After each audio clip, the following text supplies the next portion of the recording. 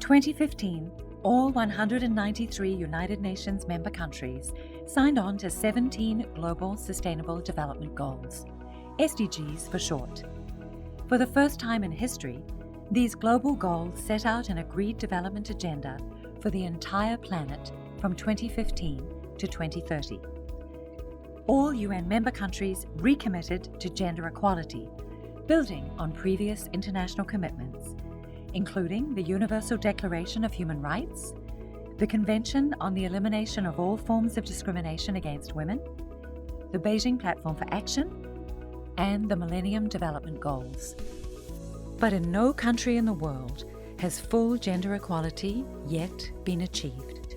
And according to the World Bank, there are very few countries that even mandate gender equality under the law, meaning over 95% of countries still have laws that discriminate against women. This makes no economic sense. Gender discrimination is costly for everyone. UN Women estimates violence against women alone costs $1.5 trillion. McKinsey estimates as much as $28 trillion could be added to the global economy if there were a level playing field. At current rates of progress, it will take more than a century to reach economic equality. How can you help your country meet its obligation to SDG-5 and create win-win outcomes of more prosperity for all? First, it's imperative that everyone in positions of power, both men and women, advocate for change. Second, know the data. To find out where your country stands on legal gender equality, consult the World Bank Women, Business and the Law datasets. Country summaries across a woman's lifetime highlight discriminatory laws. The good news is that since Women, Business and the Law has publicized data, hundreds of reforms have been achieved. You can also visit Equality Now for examples of discriminatory laws affecting women and girls over their lifetimes. Third, did you know that the human rights legislation of every UN member country is formally reviewed every 3 to 5 years?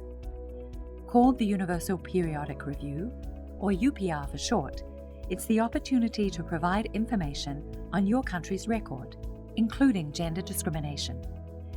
The UPR Country Review Timetable is published in advance online. UPRs take place at the Human Rights Council in Geneva, and all members can ask questions about your laws and practices to prevent discrimination. Civil society and UN experts also provide input. This is a great opportunity to prepare for positive change and be recognized. Country reviews by the CEDAW Committee are a key mechanism too. 189 countries have already ratified this international convention. CEDAW is a legally binding treaty. Every 4 years, states party must report to the CEDAW Committee on progress. The committee then issues concluding observations for follow-up action. Parliaments have a key role to play. As a legislator, you can recommend changes to your country's laws be made in accordance with these concluding observations and in advance of the UPR peer review.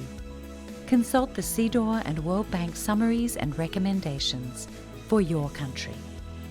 You can take action to ensure gender equality and the empowerment of all women and girls for the benefit of everyone, everywhere.